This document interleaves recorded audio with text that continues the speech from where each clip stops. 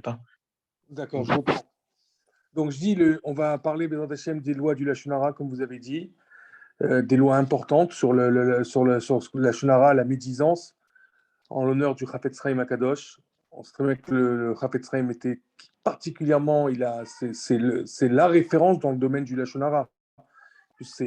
Aujourd'hui, quand on dit le mot Lachon Hara, on pense systématiquement au Chafetz Chaim. Maintenant, il faut savoir que le Lachon Hara, c'est un sujet vaste et tout le monde est confronté à tous les niveaux. De la personne la plus froum, le plus grand rabbin, je le dis sincèrement, à la personne la plus simple, même qui prie à peine tous les jours, même qui ne prie pas, tout le monde est confronté. C'est très, très, très facile, malheureusement, de tomber dans le piège du Lachon Hara. Et on peut trouver tout le temps toutes les façons de pouvoir le faire. Mais il faut savoir que la gravité, elle est terrible. Alors, pour parler de la gravité, il faut savoir qu'il y a deux choses, et les gens ne font pas systématiquement la distinction. Dans les halachot, dans le Chot Motzi Shemra, dans le Rambam, dans l'halachot dans la Gemara, le premier dapim de Sanhedrin, c'est marqué Motzi Shemra Nidon Besrim Bishlosha. C'est quoi pourquoi il dit pas la Shonara? Alors, je traduis le traité du Talmud.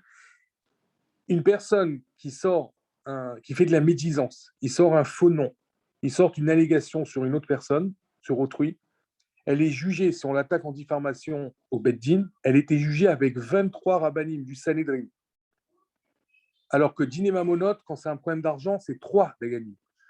Le Motzi Shemra, c'est 23 Daganim. Il est dans la même catégorie qu'un Rotséar, qu'un assassin. Juste pour illustrer un petit peu la gravité de parler du mal de quelqu'un, on ne peut pas savoir comment ça peut détruire une vie et comment ça peut tout simplement détruire un univers d'une personne, d'une famille. Alors, vous savez très bien, dans la Shonara, il y a 3 qui souffrent. Il y a la personne, bien sûr, qui a parlé de la Shonara, qu'elle souffre, bien sûr, sur qui on parle, c'est une grande souffrance pour elle ou pour lui.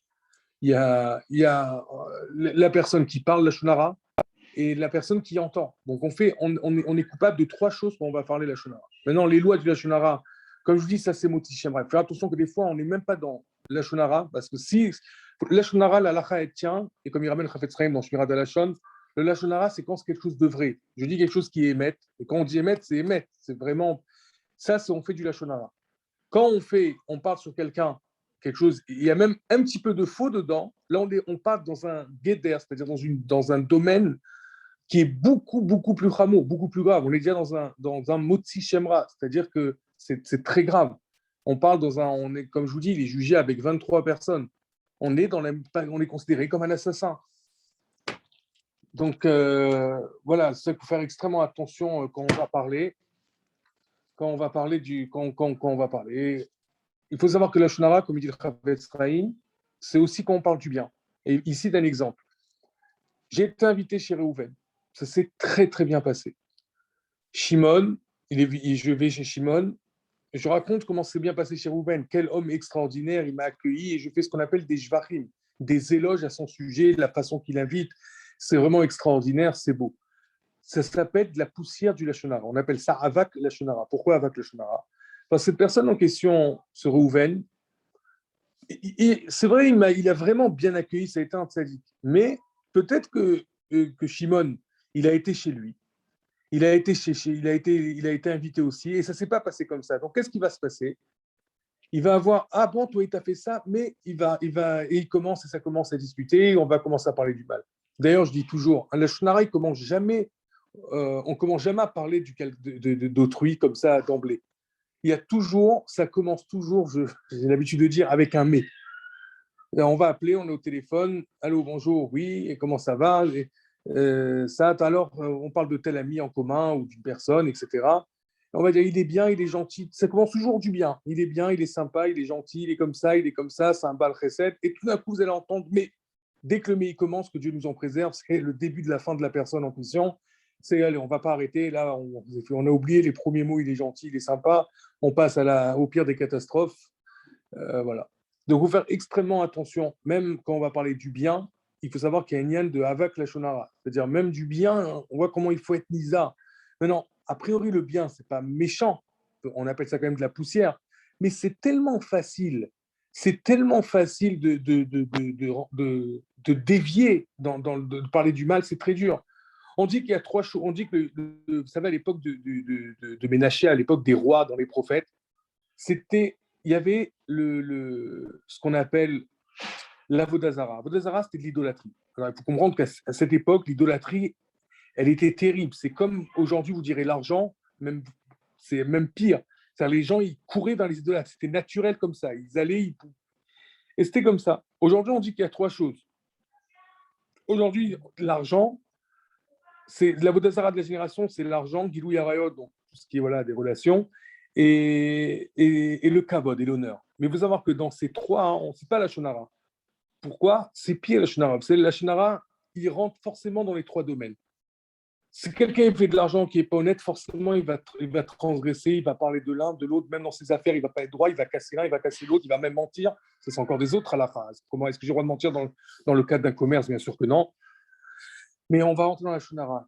Dans tous les domaines, on retrouve cette notion de médisant. Donc, il faut vraiment faire extrêmement, extrêmement attention. De pire, si on a fait cette erreur, et là, on est dans la période de Elul, qui est très. On a le Chafetz Chaim, on est Elul, on est avant Rosh Hashanah, Kippour qui va approcher, qu'on a l'obligation de demander pardon si on a blessé autrui. Il faut comprendre que d'aller voir une personne et lui demander des excuses, c'est pas forcément suffisant quand on a parlé du mal. Si on a parlé du mal en public, il faudra faire, et surtout avec les réseaux sociaux aujourd'hui, c'est une catastrophe malheureusement, c'est vraiment, ça déchire le cœur de voir des fois la facilité dont on se permet de mettre un commentaire et des fois de détruire une affaire. J'ai une personne qui est venue au Beddin il y a un mois pour un litige, il a mis un commentaire sur Facebook, sur des réseaux sociaux, une personne qui n'était pas contente, ça lui a fait baisser le chiffre d'affaires parce qu'il a accusé des choses extrêmement graves, je ne veux pas rentrer dans les détails pour pas qu'on reconnaisse la personne, ça lui a fait descendre dans les semaines à venir 30% du chiffre d'affaires.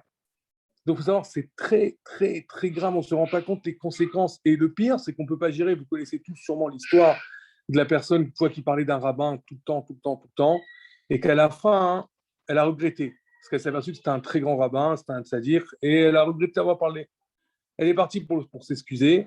Le rabbin, il est venu, il lui a dit, il a déchiré un papier, il a jeté par la fenêtre. Il lui a dit, du moment où tu vas réussir à ramasser tous les papiers qui sont dehors, je peux te pardonner. Bien sûr, la leçon, vous la comprenez très bien, c'est que, surtout avec les réseaux, c'est ingérable. Et pour réparer le lachonara qu'on a fait, il faut aller voir les personnes à qui on a parlé. Et il faut, si on a fait en public dans un groupe, par exemple, dans un groupe WhatsApp, il faudra aller sur ce groupe, demander pardon, au minimum, et en espérant que ce n'est pas parti ailleurs. Donc, c'est ça qu'il faut vraiment faire extrêmement attention. Extrêmement attention. Le lachonara, il reflète beaucoup de choses, mais il reflète avant tout alors là, je ne rentre pas dans le cas de l'halakha et plus de la psychologie, ça reflète l'intérieur d'une personne. Si on parle du mal constamment, c'est qu'on n'est pas bien. Donc le travail du lashon hara, c'est vraiment faire un travail personnel interne. Chacun doit faire un travail interne. Parce que c'est pourquoi on parle du mal. Si on voit, il y a un mahamar du rabbi qui commence, il y a des rabbis avant, des rabbis Chabad, le rabbi précédent, on l'appelle le mahamar Echaltsu. Il explique là-bas d'où elle vient la haine gratuite. Vous savez d'où ça vient? Elle vient pas parce que quelqu'un t'a fait quelque chose. Quelqu'un t'a fait quelque chose et tu as une réaction, c'est une réaction, on va dire, naturelle. Alors bien sûr, on ne doit pas haïr, parce qu'il y a marqué dans la Torah clairement, l'autre si ce n'est pas d'haïr ton frère. Donc, mais c'est pas ça la haine gratuite. La haine gratuite pour laquelle le Beth Amikdash a été détruit, c'est tout simplement parce que une personne, elle existe. J'ai un problème qu'une personne existe. C'est que moi, je suis tellement imbu de ma personne, et ne croyez pas, malheureusement, c'est la plupart de la population, elle est comme ça. On est imbu de nous-mêmes. Comme on est une existence, on pense qu'on est ce qu'on appelle en hébreu une metsiout, on est une existence, on existe. Donc, on a l'impression qu'on est les seuls au monde.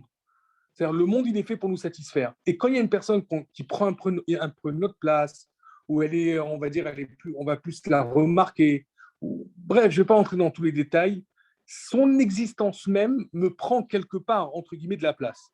Et tout le contraire, en réalité, il faut se conduire avec une personne, avec le monde.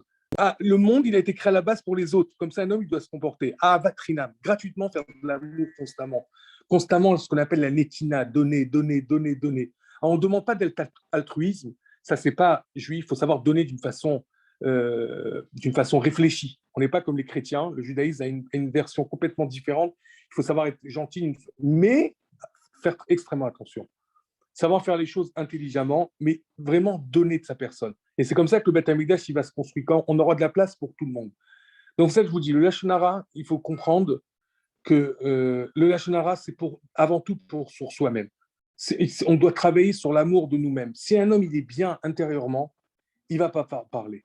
Et en plus, sachez que si vous restez sur le principe, que ce soit dans le travail, dans le cadre du travail, des collègues, etc., ils vont vous parler de quelqu'un, vous allez forcément répondre et vous allez rentrer dans une discussion et parler de l'un, de l'autre. Je vais vous dire quelque chose de je pense, très important. Sachez une chose, à la fin, quand vous-même vous allez répondre et vous allez parler, à la fin, il y a deux choses qui vont se produire. Un, ça ne change pas avec qui vous êtes en train de parler, que vous êtes maintenant en confiance, entre guillemets, parce qu'elle est devant vous, donc forcément, elle ne parle pas du mal. Mais au final, ça va retomber sur vous, elle parlera du mal de vous. En plus, sachez que quand vous l'écoutez, vous aussi, vous parlez du mal, que ça soit conscient ou inconsciemment, sachez que dans la suite, elle vous voit d'une façon pas fiable. Une personne que vous n'êtes pas fiable. Vous parlez d'un collègue derrière, ou que ce soit un membre de la famille, derrière son dos, et devant lui, vous lui faites les mamours, vous lui dites bonjour, etc. Alors, vous n'êtes pas franc. Donc, sachez qu'au final, vous êtes une personne, même aux yeux de la personne qui est en train de vous parler du mal, pas fiable. Ça, c'est extrêmement important. Alors que si vous allez tenir sur vos positions, quand on parle du mal, non, je ne veux pas parler du mal. Et on sait que Rouven ou Nechama, jamais ils parlent du mal de personne. On va leur parler, mais vous n'avez pas idée à quel point vous allez devenir une personne respectable, une personne à qui on pourra faire confiance et une personne avec une amitié sincère. Et vous aurez des amis sincères.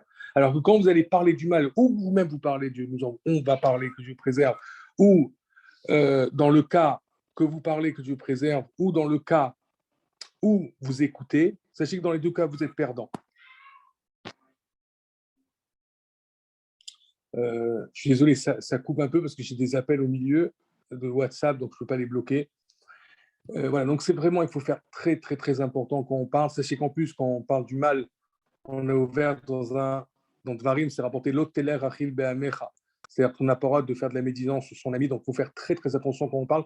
Même sur un non-juif, c'est rapporté qu'il ne faut pas parler. Alors, il n'y a pas de sur la shonara proprement dit, comme pour un juif, ce n'est pas les mêmes interdits, mais il faut s'habituer à jamais parler du mal de personne, parce que si on parle du mal, à la fin, on va réussir à parler sur un juif, on va réussir aussi à parler du mal sur quelqu'un d'autre. Donc, c'est ça qu'il faut vraiment faire attention quand on parle de parler du mal de personne, que ce soit un juif, que ce soit un non-juif, on parle du mal de personne. On doit vraiment respecter chacun, faire attention de ne pas parler. C'est très dur, encore une fois, on sait que c'est très dur. Comme je vous dis, c'est dans tous les milieux. Même une personne extrêmement érudite, très facilement, elle va tomber dans le risque de parler. C'est comme ça, c'est inné, ce besoin de parler. Encore une fois, on revient à cette notion d'exister. Quand on parle du mal, on a l'impression qu'on existe.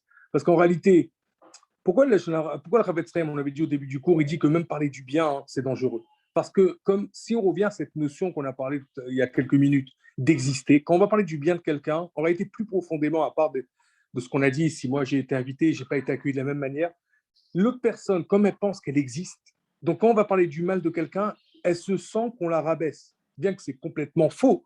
Mais voilà, Rouven, il parle du bien de Simone, Lévi, il est là, ah, mais moi j'aurais voulu que tu parles de bien comme ça de moi. Ça gêne qu'on parle du bien. Vous savez, il y a une parole d'un Rav qui s'appelle le Rav Elvel Yerushalayim qui est extraordinaire. On parlait du Sinatrina, mais il disait aujourd'hui, la Havat Israël le plus bas, le niveau le plus bas, au moins, on fait Havat Israël si on fait ça, même si c'est un niveau très bas, c'est quand on va entendre une personne qui a eu une bonne nouvelle, on n'est pas triste. Je ne sais pas si vous vous rendez compte. On a entendu que Reuven, il a marié un enfant, on va être heureux pour lui. Il a eu un fils, on est heureux pour lui. Il a un bon salaire, il a un nouveau poste, on est heureux pour lui. On n'est pas triste. Même pas heureux, il dit un mot plus fort. On n'est pas triste pour lui. Je ne sais pas si on se rend compte de la chose, le point. Parce qu'encore une fois, tout ça revient parce qu'on pense qu'on existe. On pense qu'on est une médecine. On oublie que c'est Dieu qui dirige tout le monde et tout ce qui arrive, c'est Dieu. Donc, c'est ça que même parler du bien, hein, quand il y a une personne qui est en face, elle dit, mais moi, si c'est une personne comme ça, qu'elle pense que le monde est fait pour elle, donc elle dit, mais le bien, il doit venir pour moi. Personne n'a droit, on n'a droit de parler du bien sur personne. Il n'y a que moi qui ai le droit Ou seulement quand on va parler du bien de quelqu'un, et forcément, ça va lui attirer à lui des intérêts personnels, il va être content. Mais voilà, donc il faut vraiment faire très, très, très attention. Et au final, dans tout le tableau de bord, vous êtes gagnant. D'abord, on a une estime de nous. Je ne dis pas vous, parce que comme je vous dis, nous, on est tous concernés par ce sujet. On a une estime beaucoup plus fort. On sait qu'on parle de personnes. On sait qu'on sait garder un secret aussi. On sait beaucoup de choses. Et donc, à la fin, on aura une estime beaucoup plus grande et ça vous amènera. C'est très dur au début, mais doucement, quand on s'habitue à pas parler et de faire attention, on ne sait même pas s'imaginer à quel point c'est un bonheur sur du long terme et à quel point ça change la vie. Voilà. Razakou Barour, s'il y a des questions.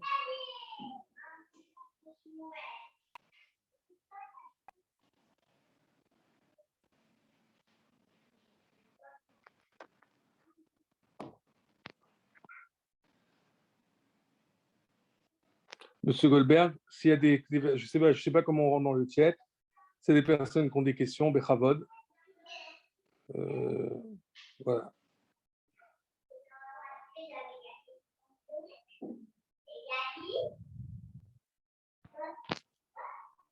Merci beaucoup, Rav Laloum, pour ces halakhot vraiment très intéressantes. Il y a Rav Goldberg qui est arrivé aussi, donc je lui ai demandé s'il est encore avec nous, est-ce qu'il peut prendre le micro et pour nous raconter un peu la vie du Rav. Alors, pour Rav Goldberg, il faut juste que vous cliquez sur activer mon micro. Voilà. Nickel. On vous entend et on vous voit. Vous m'entendez là? Super bien. Ok. Eh bien, résumer la vie de Rabbi Israël Meir HaKohen, Kagan, en quelques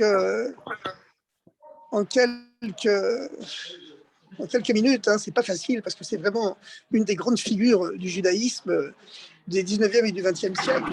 Tout le monde s'inspire du Chafetz Chaim, il est unanimement respecté, c'est une figure unanimement respectée.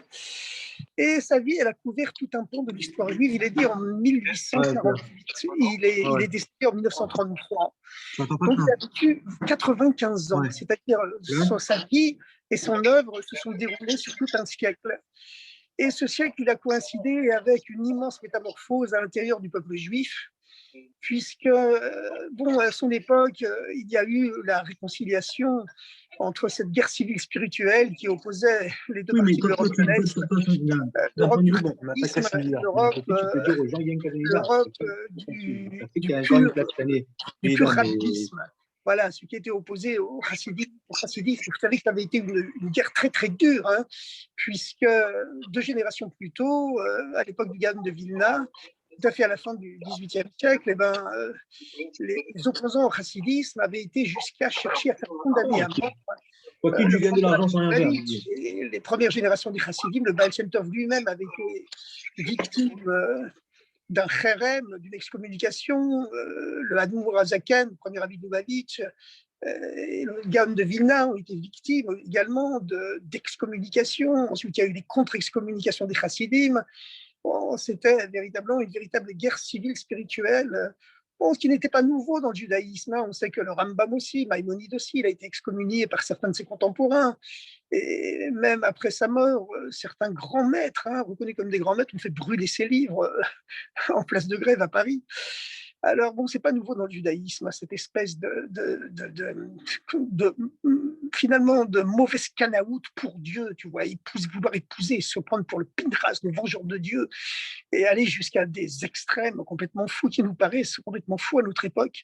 Mais à notre époque, il y a cette dimension messianique qui s'est déjà emparée du monde, et le Chafetz Chaim, certainement, il a fait preuve. Il a été à la figure de proue, il a été à la figure de proue de cette réconciliation qu'il y a eu entre tous les juifs du monde. Et puis à son époque, ce qu'on appelle le Yiddishland, c'est-à-dire le judaïsme de l'empire du tsar, de l'empire russe, qui contenait à son époque, parce que quand il est né, la Pologne faisait partie de l'empire russe, comme les 3 pays baltes, la Lituanie, la Lettonie et l'Estonie, comme l'Ukraine, et comme d'ailleurs les régions méridionales de l'Empire russe, d'Asie centrale, l'Ouzbékistan, le Tadjikistan, la Géorgie, tout ça, ça faisait partie de l'Empire russe, avec les Juifs farades des régions musulmanes. Et donc, lui, effectivement, plus tard, lorsqu'il y a eu la révolution communiste en URSS, il s'est retrouvé en Pologne, qui avait été séparée après la guerre du reste de la Russie, qui était devenue communiste. Donc, il vit dans un pays indépendant où il était possible de pratiquer le judaïsme jusqu'à sa mort en 1933. Bon, il est mort quelques temps à peine, quelques jours après quasiment la prise du pouvoir du nazisme en Allemagne. Et on dit qu'il avait prévu la montée du nazisme en alertant ses frères juifs, en pressentant la mort de millions de personnes et en déplorant que personne ne fasse rien. Alors, je ne sais pas s'il parlait de mort matérielle ou de mort spirituelle, mais bon, curieusement, il y avait eu d'autres grands agitateurs juifs, d'autres grands propagandistes juifs, d'autres très grands activistes juifs, mais qui n'étaient pas religieux comme lui, comme Jabotinsky, le fondateur du, du, du mouvement Bétar, l'extrême droite sioniste juive, donc il n'avait rien à voir avec évidemment l'idéologie du Rafetz Chaim, qui lui restait dans la pure orthodoxie, mais qui lui aussi avait prédit la catastrophe qui risquait de s'abattre sur tous les juifs d'Europe. Bon, en tout cas, ce qui est important, c'est qu'il a vécu le Rafetz Chaim une époque de grande éclatade dans le peuple juif, une époque où il a vu sous ses yeux cette communauté juive ultra pratiquante du milieu du 19e siècle, où quasiment tout le monde était religieux. Bah, il l'a vu chercher à s'assimiler lorsqu'il y a eu le miroir aux alouettes de l'assimilation russe, où le tsar Alexandre Ier faisait miroiter aux Juifs des possibilités d'assimilation. Et donc, énormément de Juifs ont sauté sur l'occasion et puis brûlaient du désir de s'assimiler à l'identité russe, se sentaient plus russes que juifs. Puis brusquement, il y a eu l'assassinat d'Alexandre Ier, et son successeur, Alexandre II, eh ben, il a fait volte-face pour conjurer des mouvements révolutionnaires qui montaient en Russie. Il a cherché à détourner toute l'attention de la population russe sur le bouc émissaire éternel, sur le peuple juif, en rendant le peuple juif symboliquement coupable de la mort de l'assassinat de son frère et du tsar précédent. Et puis bon, donc ça a commencé l'ère des pogroms et l'ère de l'antisémitisme d'État en Russie. Et la population juive de Russie a complètement éclaté. Et surtout, ce qui a fait éclater la population juive à l'époque et qui l'a éloigné du judaïsme pratiquant, c'était finalement le monde moderne de la science. Le monde moderne de la science, c'était un peu comme à l'époque de l'hellénisme, à l'époque de Hanouka, où aussi la majorité des juifs étaient fascinés par la civilisation grecque, la civilisation hellénistique, le monde moderne. À chaque génération, on a l'impression qu'on vit dans un monde ultra moderne. Et puis le peuple juif, le Yiddishland, a complètement éclaté. Alors lorsqu'il y a eu les pogroms, ceux qui cherchaient à revendiquer une identité russe et à s'assimiler, à s'intégrer totalement à l'identité russe, évidemment, ils ont été bouchés, donc ils se sont reconvertis dans le sionisme. Et puis, il y avait le sionisme d'extrême droite, le sionisme d'extrême gauche, qui ne pouvaient pas se supporter les uns les autres. Il y avait les juifs communistes, il y avait les juifs bundistes, qui étaient ultra-socialistes, tout en étant anti-sionistes. Et puis, il y avait la masse des juifs traditionalistes. Puis, il y avait les juifs qui restaient attachés à la Torah au mitzvot. Puis, il y avait toujours la vieille querelle, la vieille acrimonie entre les chassidim et leurs opposants, les mitnagdim. Qui était évidemment beaucoup moins forte que, on va dire, 60 ans plus tôt, mais qui était toujours quelque part, qui brûlait malgré tout quelque part sous la cendre, hein, bien qu'extérieurement, elle avait été en grande pas 90% éteinte. Alors, ce qui est extraordinaire dans le Rafetz Chaim, c'est que brusquement, sa figure émerge au milieu de cet océan de désordre et puis de haine gratuite, malheureusement. Et lui, il prêche l'harmonie, il prêche la tolérance, il prêche la compassion. Il écrit un monument de la littérature religieuse juive, qui est évidemment ce livre par lequel on l'appelle le Rafetz Chaim, celui qui désire la vie. Et celui qui désire la vie, c'est celui qui aime son prochain. Comme on dit, lorsqu'on aime quelqu'un, lorsqu'on aime le père, on aime ses enfants, et l'enfant élu de Dieu, évidemment, c'est le peuple juif. Donc, même si toute l'humanité, hein, tous les êtres humains sont créés à l'image de Dieu, mais malgré tout, le fils aîné, c'est le peuple juif. Donc, on lui doit un respect particulier. Et lui, il prône le respect de chacun. Et même si idéologiquement, il va combattre le sionisme laïque, athée, anti-religieux, et bien malgré tout, quand il combat, c'est toujours avec des mots d'amour, avec des mots de respect, avec des mots de tolérance, avec l'interdiction de se livrer à la calomnie. Bien que lui n'était pas un chassid, il a été effectivement, visiblement, très, très influencé par la chassidoute, hein, très influencé par le chassidisme. Il portait en lui cette stigmate, cette cicatrice brûlante de la haine qui avait sévi une génération avant lui, 2 générations, même une seule génération avant lui, entre les chassidim et les mitnagdim, qui s'excommuniaient mutuellement. Puis il a vu le Yiddishland éclater. La majorité des Juifs commençaient à quitter la pratique de la Torah. Il avait toujours, donc, il s'est levé comme une figure de proue, une figure étincelante en Europe de l'Est à l'époque, avec son fameux livre, le Chafetz Chaim, qui lui a donné son nom, bien qu'il ait écrit aussi un livre de halachot qui reste un livre de loi incontournable aujourd'hui dans le système législatif juif. Mais malgré tout, on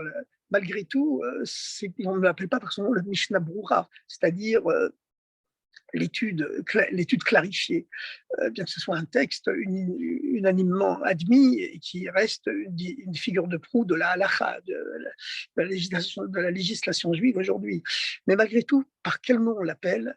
Par cette dimension spirituelle qu'il a incarnée, par l'amour du prochain, la compassion, la tolérance, le respect, qui s'exprime par son fameux livre, le Chafetz Chaim, celui qui désire la vie, celui qui aime, qui cherche la vie, c'est-à-dire celui qui s'abstient de dire du mal de son frère, pas seulement d'agir contre lui, mais même d'en dire du mal. Et parce que finalement, Dieu a créé le monde par la parole, et la parole agit, comme le disait le Baal Shem Tov, le premier maître du chassidisme, qui vivait 150 ans avant le Chafetz Chaim. Eh bien, la parole tue 3 personnes. La médisance tue 3 personnes. Qu'est-ce que c'est la médisance? Attention, hein, c'est pas dire imputer à quelqu'un un mal, des défauts qui n'existent pas. C'est la calomnie, qui sont 2 catégories juridiques différentes, la calomnie et la médisance. La médisance, c'est dire les défauts de quelqu'un qui sont vrais. Et voilà, il a tel défaut, mais le dire en public, même le dire à quelques amis autour de soi, ou même une personne autour de soi, ça s'appelle le lashon hara, la mauvaise langue. Et finalement, la mauvaise langue, voilà, c'est par la langue que le serpent a fait pécher Adam et Ève. Dieu a créé le monde par la parole. La parole, ça joue énormément. On dit qu'une alliance a été créée, en hébreu, cela rime, hein, bein sfataim, la shamaim, entre les lèvres et les cieux. C'est-à-dire que lorsqu'on dit quelque chose, eh bien, cette parole, elle va faire le tour du monde en quelques secondes. Et comme le disait le Baal Shem Tov, eh bien, la médisance, le lashon hara, tue 3 personnes. Elle tue celui qui le dit, elle tue celui dont on parle, parce que même s'il n'entend pas, eh bien, ça agit sur lui. Et à distance, ça intensifie ses défauts, ça renforce ses défauts. Alors vous allez me dire, mais quoi, il habite à New York, moi j'habite à Paris, en quoi ça peut intensifier ses défauts? Mais c'est pas vrai. Vous remarquez très souvent que vous avez un être cher, un enfant, votre femme, des amis proches, eh bien, au moment où vous pensez à eux, brusquement, ils décrochent le téléphone, ils vous appellent. Et vous aussi. Ah ben, t'as la vie dont on va penser à toi. Ah, t'as la vie dont on va parler de toi. La pensée à distance agit, comme la science d'ailleurs le découvre aujourd'hui. Elle envoie des ondes qui sont scientifiquement identifiables. Et la pensée agit aussi, mais la parole agit encore plus que la pensée, parce que Dieu a créé les âmes par la pensée, mais il a créé le monde par la parole. Voilà, les âmes juives ont été créées par la pensée, mais le monde physique, le cosmos, l'univers physique, l'univers matériel, il a été créé par la parole divine. Donc chaque fois que vous parlez, eh bien, vous créez un monde, vous créez quelque chose, vous créez un nouvel état d'esprit. Ce que voulait dire le Baal Shem Tov en disant la médisance tue 3 personnes, elle tue celui qui parle, elle tue celui dont on parle, mais le plus grave de tous, elle extermine littéralement celui qui entend la médisance. Lui, c'est le plus grave, parce qu'il pourrait réagir et dire à l'autre, ben voilà, arrête, s'il te plaît, arrête. Tu renforces les défauts de l'autre. Qu'est-ce que tu cherches? Tu cherches à être productif, tu déplores les défauts qu'il a, donc tu cherches à les arranger. Si tu cherches à les arranger, ne les dis pas, parce que tu les renforces à distance. Tu dis que s'il te plaît, c'est un menteur et un voleur, mais tu le rends encore plus menteur et voleur. Tu intensifies ses défauts à distance. La parole agit. La parole agit. Et par contre, si tu dis du bien de ton ami, eh bien, la parole agit dans un sens bénéfique. Et sans que c'est ce monument, d'ailleurs, la science le prouve aujourd'hui. Hein. La science le prouve aujourd'hui que nos pensées, nos paroles envoient des ondes qui font le tour du monde plus vite que la vitesse de la lumière. Et voilà, hein, la lumière, il faut 6 minutes pour arriver jusqu'à la Terre, mais vous pensez au Soleil, ben voilà, vous y êtes immédiatement. Alors, vous êtes immédiatement unis à lui par la pensée agit. Alors, puis en plus, il y a la calomnie, c'est-à-dire un stade supplémentaire qui est le motzi shemra, c'est-à-dire inventer des défauts, des choses que quelqu'un a fait alors qu'il n'a jamais fait. Et ça, c'est un stade encore plus grave, mais même déjà la médisance, comme dit Baal Shem Tov, ça tue 3 personnes. Et le pire, c'est celui qui entend. Bon, alors, chers amis, c'est le Chafetz Chaim donc, qui a émergé à une époque où il y avait tellement de haine, malheureusement, dans le peuple juif, où les sionistes anti-religieux cherchaient parfois à assassiner les chassidim et les mitnagdim de génération précédente, et c'était la même chose, puisque le premier rabbi de Lubavitch a été emmené au tribunal par des, des juifs extrêmement très pratiquants, mais qui cherchaient à le faire tuer par le tribunal du tsar. Donc voilà, c'est la tragédie de l'histoire juive. Et puis finalement, quand on dit que c'est par la haine gratuite que le peuple juif a été détruit, a été perdu dans la destruction du temple, a été condamné à l'exil, et ben, comme le dit le rabbi Lubavitch aujourd'hui, hein, c'est seulement l'amour gratuit qui permettra d'apporter la rédemption, d'apporter les temps messianiques, d'apporter le Mashiach. Bon, le Chafetz Chaim, voilà, c'est ce monument-là. Et vous voyez, il a certainement été influencé évidemment par le chassidisme, parce que dans la guerre entre le chassidisme et le mitnagdim, et la génération précédente, c'était surtout les mitnagdim qui agressaient les chassidim, bien sûr. Mais bon, voilà, comme le Admour Azaken, lorsqu'il est sorti de prison, il prêchait l'entente, il interdisait aux chassidim d'essayer de se venger, etc., etc. Finalement, il y a eu cette réconciliation lorsque, de l'époque de la jeunesse, même de la prime jeunesse de Chafetz Chaim, il y a eu la réconciliation entre le Tzemar Tzedek, qui était le troisième rabbi de Lubavitch, et Reb Chaim de Volodjine, qui était le petit-fils spirituel du Gaon de Vilna.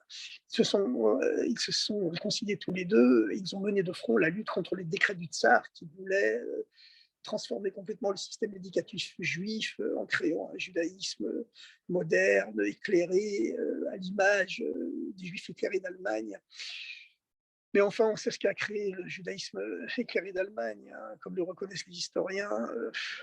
En détruisant la moitié de leur identité, ben, il faisait dire aux antisémites allemands bon voilà, les juifs se sont même détruits à moitié, l'autre moitié on peut y aller. Tant que le juif était entier, on n'osait quand même pas chercher à le faire disparaître complètement. Hein. Mais quand il s'est détruit lui-même à moitié, alors là, sur l'autre moitié, on pouvait y aller.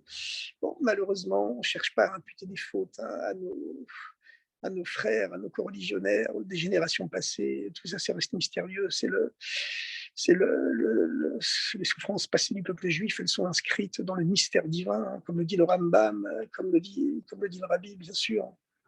Lorsque le Rabbi dit que chercher à imputer des fautes victimes de la Shoah, à dire que les 6 millions de juifs sont morts en punition parce qu'ils avaient abandonné la Torah ou même parce qu'ils ne s'aimaient pas suffisamment les uns les autres, le Rabbi dit que c'est un sacrilège de parler comme ça et que c'est vraiment interdit de parler comme ça, c'est interdit de penser parce que c'est complètement faux, que c'était un décret qui n'a aucune place dans l'intellectualité humaine, aucune place dans la logique humaine, ni même dans la logique divine. C'est une chose qu'on ne peut pas comprendre. Voilà. Peut-être qu'un jour, Mashiach, il donnera la clé des songes, mais pour l'instant, on ne l'a pas. Donc, il faut être très humble et puis surtout ne jamais chercher à dire des choses pareilles. Il y a eu malheureusement certains rabbins qui ont voulu faire un rapport entre l'assimilation du peuple juif et puis la Shoah comme un châtiment, mais que Dieu préserve, le rabbi a toujours insisté en démentant cette façon de penser, en disant que c'était vraiment sacrilège de penser comme ça, que c'était opposé à toute l'idée du judaïsme. On pourra en apporter sur plusieurs preuves. En tout cas, pour le Chafetz Chaim, donc c'est cette figure de proue extraordinaire. Il vit à une époque où le Yiddishland, le judaïsme russe, russo-polonais, qui inclut une grande partie de l'Asie centrale et qui contient en lui 3/4 de la population juive mondiale à l'époque, il éclate complètement. Et puis voilà, chacun se dresse contre l'autre, personne ne tolère l'autre, plus personne ne respecte l'autre. Et puis lui, brusquement, il se dresse là-dessus, comme un océan, hein, une lumière de paix, un réverbère de paix, avec son livre sur le devoir de respect, le devoir d'amour, le devoir d'indulgence, le devoir de compréhension, même si on n'est pas d'accord avec l'autre, même si on combat les idées de l'autre, on combat ses idées, mais on ne combat pas lui-même, comme dit les proverbes du roi Salomon. Hein. Dieu veut la mort du péché, mais aucunement la mort du pécheur. Alors, chers amis, ben, bien sûr, hein, il faut vivre avec cette lumière du Chafetz Chaim. Il faut vivre avec cette lumière du Chafetz Chaim. Heureusement, Dieu lui a pas permis de voir le drame qui allait s'abattre sur le judaïsme européen, puisqu'il a quitté ce monde symboliquement en 1933, l'année où le nazisme a pris le pouvoir en Allemagne. Mais voilà, son œuvre reste une grande œuvre à l'intérieur du peuple juif. Et vous savez que le Chafetz Chaim n'a pas voulu, il a refusé de se faire ordonner rabbin. On voit aussi l'influence chassidique. Hein. Il y a des grands chassidim qui refusaient de recevoir le diplôme rabbinique. Bon, à l'époque, par modestie, par humilité, et malgré tout, il est devenu le plus célèbre des grands maîtres, des rabbins de son temps. Alors voilà, c'est une leçon pour nous tous, et qu'on vise tous avec ce soleil du Chafetz Chaim, qu'on s'en imprègne aujourd'hui, sa lumière est éternelle, et certainement, elle fraye un grand pas décisif vers l'avènement de ce Mashiach qui va faire venir chacun en soi-même, et bien sûr, au niveau du monde entier. Bonsoir.